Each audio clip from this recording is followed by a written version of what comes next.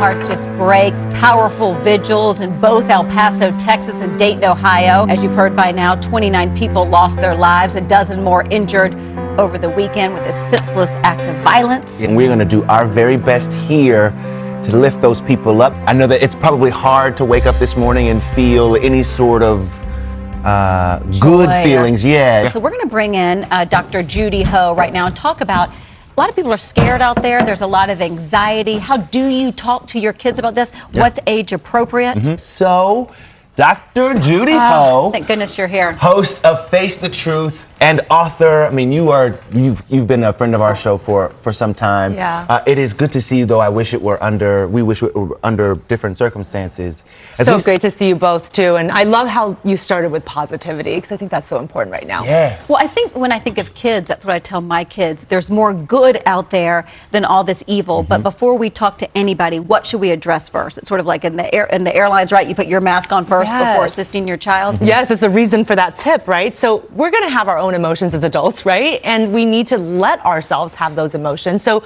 I think we have to give it a little space, process our emotions first before we talk to our kids. It's okay to acknowledge that you have feelings too, but you definitely don't want to do it when you're still overly stressed or maybe angry or too scared, because you do want to let them know, hey, it's okay to have those emotions, but you also you're that haven of safety for them. But when you're dealing with some of the fear, how do you begin to manage that? So it's hard, because I think children are looking to their parents for safety, and they're looking to their parents for answers. Yeah. And so if you're still feeling that fear, it's okay to acknowledge it, but to tell your children, we're doing everything that we can to protect you.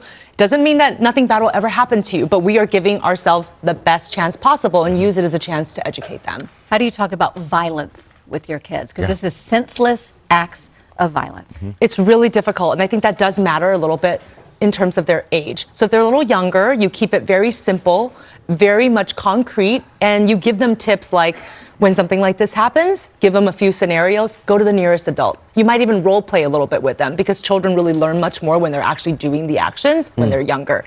If they're a little older, they might want to get deeper with you. And I think that it's good to talk about, well, why does violence happen? You know, what are your questions? Right. What have you heard from other people? That's a big one. Ask what they've heard from their friends, because kids seem to take things and run with it sometimes. Yeah. Right. Like these rumors are going around and they're thinking all these different things, and it actually makes their fear even worse. So you want to correct any misperceptions. And then with the older children, give them more actionable steps. You know, if this happens to you, this is a chance where you're supposed to run. This is an opportunity for you to barricade. You know, there's different types of scenarios for each. When you go out and something pops off, you need to have an exit strategy. Yes. We are no longer living in a time where you can avoid that conversation or live in denial of that conversation. Right. Yeah, absolutely. And I think that sometimes adults have their own feelings about that. I don't want to go there. I don't want to scare them. But actually, it's much better that you go there, that you give them a chance to understand the situation better and protect themselves. So always be vigilant of your surroundings. You really shouldn't be walking around, you know, with your head in your phone. Right. And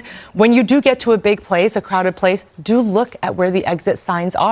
You know, like you said, unfortunately, we have to have these conversations, but that way you're giving your children the best tools possible to protect themselves. What tips do you have out there? So anybody watching today, we've seen the news, we've been inundated with all of it. Give us some good tips. Absolutely. Well, first, you should limit your child's exposure to media. You want to give them a little bit of space to watch it, but you want to kind of put a stop on that. So watch the news for an hour together and then turn it off, and then we're not going to touch base with it until the next day.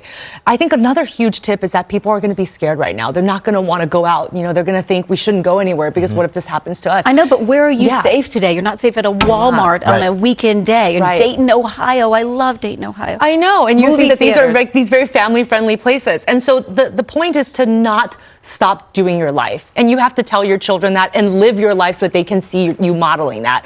So take care of yourself, be safe, but still do all the things that are meaningful to you. This is a time that we can't just hide, because that will make the fear even worse. What do you do about the fear? Because I know that fear is a prevalent feeling right now, but so is anger. Yes. Yes. So is rage. So is this feeling of, nothing matters, it's not going to change. How do you start to channel that into something that is more constructive? Yeah, you know what? We're going to have those feelings. I think, again, it's a great opportunity for the kids to see that you have feelings, that you process them, and that maybe you're with them. We're both angry right now.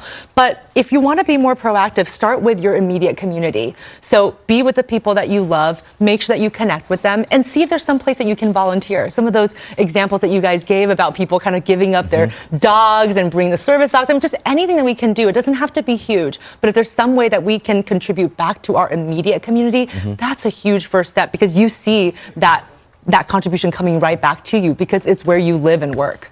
Dr. Judy Ho, thank you so much for coming in on this Monday. So good to see you. Thank you both. Good advice.